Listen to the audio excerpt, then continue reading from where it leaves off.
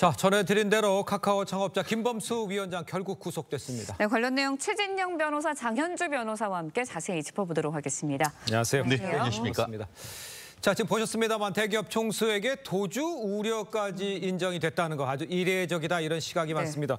법원의 판단은 어떻게 보셨습니까? 그렇습니다. 혐의가 자본시장법상의 시세 조정 혐의였던 것 같은데요.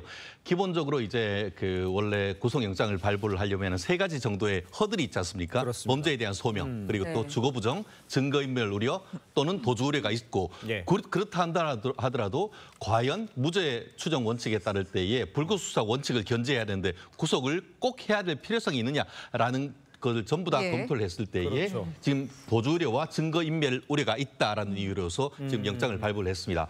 결국 그 대기업 총수임에도 불구하고 도주 우려가 있다라는 것은 죄가 인정됐을 때에 중형 가능성이 있다라고 하는 것을 우리가 힌트를 얻을 수 있는 부분인 것 같고요. 증거인멸의 우려가 있다라는 취지는 뭐냐면은 범죄에 대해서 소명이 되는데 이 사실을 부인하고 있다. 이것이 이제 그 증거인멸의 핵심인 것 같습니다.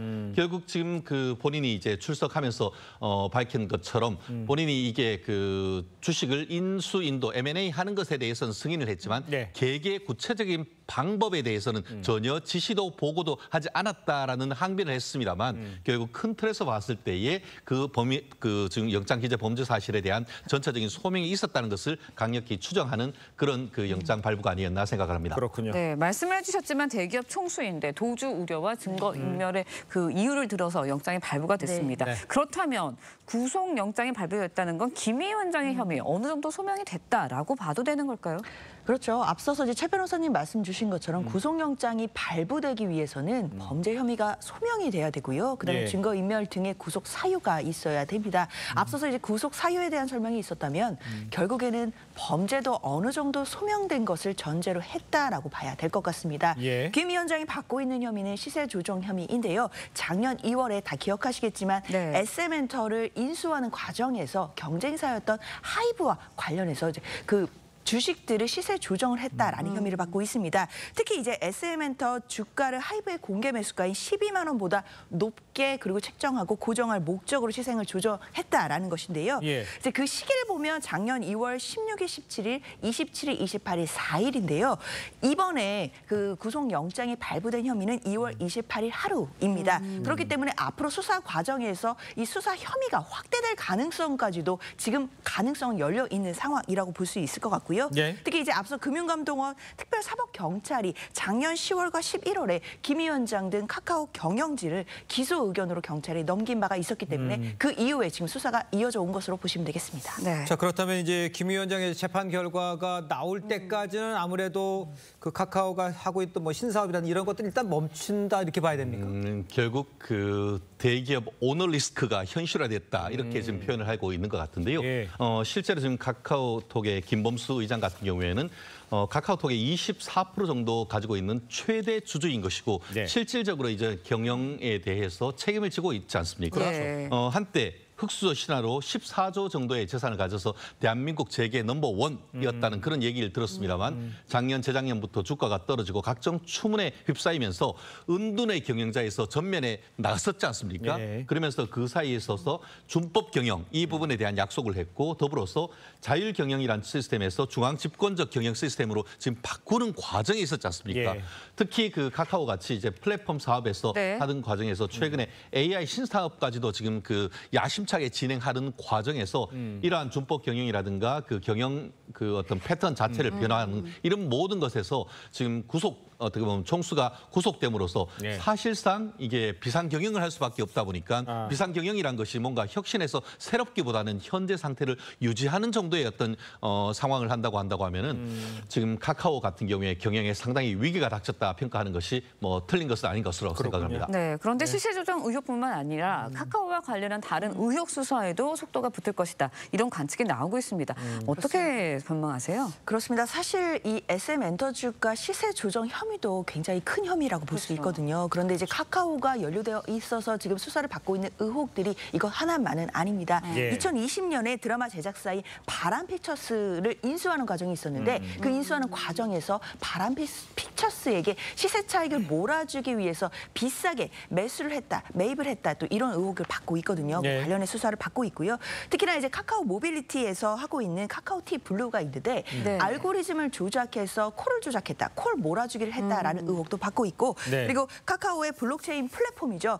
그 클레이튼 관계사 임원들이 횡령과 배임을 했다라는 혐의로도 지금 현재 수사선상에 올라 있는 상황입니다. 그렇군요.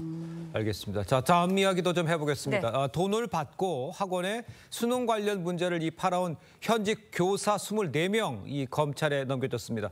많게는 수억 원을 받았다 이렇게 하는데 네. 도대체 어떤 일이 벌어진 건지 좀 간략하게 설명이 필요해 보입니다. 그렇습니다. 말씀하신 것처럼 사교육업체하고 유명 입시학원의 현직 교사 24명을 포함해서 네. 예. 한 69명 정도를 위계양 공직방 혐의와 김영란법 위반으로 이제 검찰에 송치를 했는데요. 네. 왜 위계양 공무집행 방해를 그 혐의를 적용했냐 하면은 실제로 그 3년 내에 문제를 제작하거나 그것을 이제 학원에 판매하거나 아니면은 교재를 작성해서 이 그 교재를 만들어서 판매하는 사람들 같은 경우에는 예. 이 수능 평가위원으로 출제위원으로 들어갈 수가 없습니다. 그런데 그렇게 해놓고도 마치 그런 적이 없다라고 해서 본인이 이제 자격을 그렇게 해서 실제로는 들어갔지 않습니까? 예. 그렇기 때문에 그 교육위원회의 평가원의 업무를 어떻게 보면 속여가지고 예. 이제 그 공무집행을 방해했다는 혐의로 위계에 의한 공무집행 방해를 받고 있는 것이고 네네. 더불어서 김영란법 위반 같은 경우에는 이번 같은 경우에 지금 그 서울 소재 고등학교 교사 한 24명 정도가 된다고 했는데 네네. 아까 말씀하신 것처럼 사교육 업체에 본인들이 이제 평가원에 들어가가지고 화제했던 문제를 약간 변형을 해가지고 그것을 문제를 여러 가지로 만든 다음에 이게 그 대형 학원에 팔았단 말이에요. 결국 그런 것을 김영란법 위반을 적용해가지고 검찰의 송치에는 첫 지금 사례다 보니까 과연 최종적으로 검찰이 이 부분을 적용해서 재판에 넘길 것인지 재판에 넘겼을 경우에 이 김영란법 위반으로 지금 현직 교사들 처벌할 수 있을 것인지 이 부분에 대해서는 앞으로 좀 더 지켜봐야 되는 부분도 없지 않은 것 같습니다. 그렇군요. 네, 현직 교사들이 좀 연루가 돼 있다는 거에 좀 안타까움이 드는 마음인데요. 이건도 현직 교사들 공교육 현장에서 학생들 가르칠 수 있을까요?